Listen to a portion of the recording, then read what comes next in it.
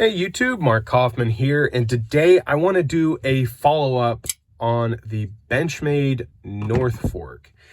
And to be honest, this is kind of a 50-50 on this knife. So I'll just say it now, the detent, or the ability to keep the blade in the handle, is relatively weak. It doesn't take a lot of effort to get this out of the pocket. And because of that, this issue came about. I was carrying this about 2 weeks ago. I've changed the pocket clip to a different pocket clip. I love this pocket clip. It's so comfortable on the handle. But pulling this out of the pocket, this thumb stud continually treats itself like an Emerson opener. But I was pulling this out of my pocket, and it was about like that when I pulled it out, and this edge here cut my pocket wide open, and I ended up having to throw those shorts away because I just didn't want to pay to get them repaired. But I have seriously thought about how I'm going to carry this, and I think I'm going to have to change this pocket clip to a deep carry pocket clip to enable a little more time for me to grip this knife and to get it out of my pocket. The other way I've been preventing it is actually when I pull this out, I get a finger in front of this blade, so that doesn't open at all.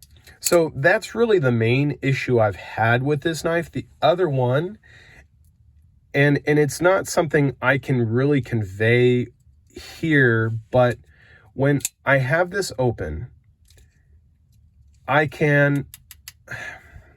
don't know how to explain it, but when you're dealing with a natural material like wood, it can shift and change with temperature. Now, this is a stabilized wood, but for me personally, I have had instances where I'm holding this knife and carrying it, and I can feel that wood actually kind of bow, and then when I squeeze it, you could feel it flex in your hand. Now, that's not a problem with like Benchmade or their quality. That's just dealing with wood.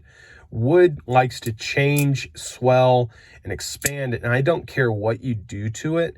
It's always going to be that natural material you're dealing with. So that's just something I've noticed with carrying this knife. Now, the things that I've loved about this knife is the compactness. The grip of this knife is very reminiscent of a Kershaw Blur, and how you kind of have to set your fingers back. It kind of sits back here, and you can get quite a bit of control and a wonderful slice into anything that you're working with. So there is that. The thing that I have been enjoying is the action. I mean, it's an axis lock, so I mean, it's a wonderful action on here, and I have been able to middle finger flick this open no problem. And that's actually been one of the ways that I open it quite a bit. I haven't carried it in a little while, so I'm a little rusty, but I do enjoy a middle finger flicking this knife open. It's a real joy.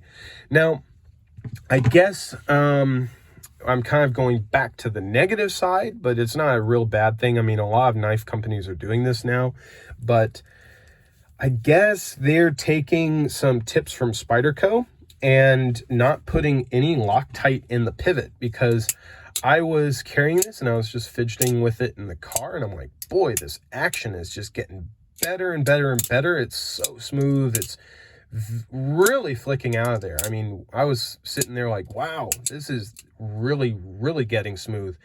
The pivot was actually getting looser. And then when I was actually using it, the blade was wobbling all over the place. There was no Loctite in here whatsoever. So I just took this pivot screw out, put some Loctite in, let it sit for 24 hours, and Bob's your uncle. It's much better. So, I mean, I don't know what's up with that. I really wish companies would be consistent in actually putting Loctite in their pivots, because I don't want to have to deal with that. I want it to be set up perfect when you get it from the factory. So that's been kind of a downside. A good side of this is this wonderful jimping here. It makes opening boxes and packages a joy. Being able to just reach up here and having something to grip onto instead of your finger sliding about It's really nice in that way. And also in a reverse grip, this has been really nice because of the recurve blade. Whatever I latch onto, it stays right in here. Even though this is a mild recurve, it is a fantastic blade shape for pull cuts, pull towards you cuts, or even really strenuous cuts, because it keeps that material right there. Now, as for sharpening, I've been just stropping this up and then lightly touching this up with a ceramic rod. I haven't been doing anything real major with the steel, but when this thing really gets dull, I don't know what I'm going to do with it. I might just send it to Benchmade to have them sharpen it because it's a recurve, or I may just take it through the Ken Onion Work Sharp sharpener and just do it that way. I don't know yet how I'm going to deal with that recurve, but so far the steel has been doing a wonderful job. Now for the pocket clip. Now this is not the pocket clip I'm going to talk about, but I'm talking about the screws. You can, when you grip this real tight, you can feel that pocket clip kind of shift.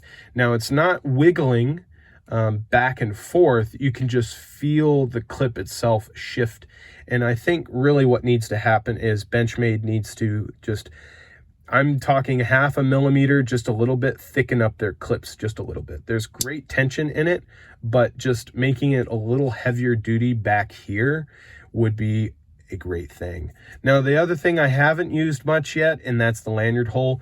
The lanyard hole placement on this is fantastic. I just have to find my 550 paracord. There's still a few boxes in the house I haven't unpacked, and I'm pretty sure that paracord is sitting in there.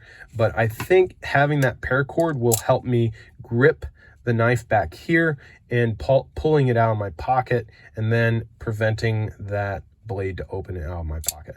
But as for that, that is my follow-up on this. I know you guys have been looking for it, but it has some good, it has some ugly. I still love this knife and I really do enjoy it. But there are just some negatives about it.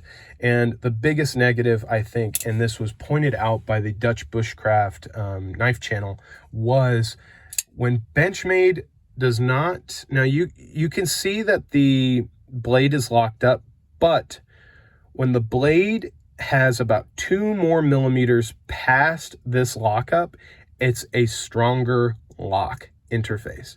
But when it's like this, it does not take much to release that lock.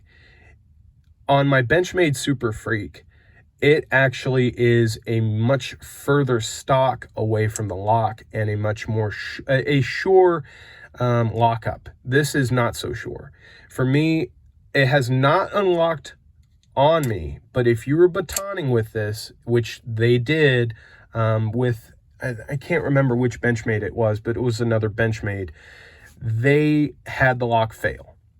And for me, I feel like this lock would fail just with a little bit of wiggling around.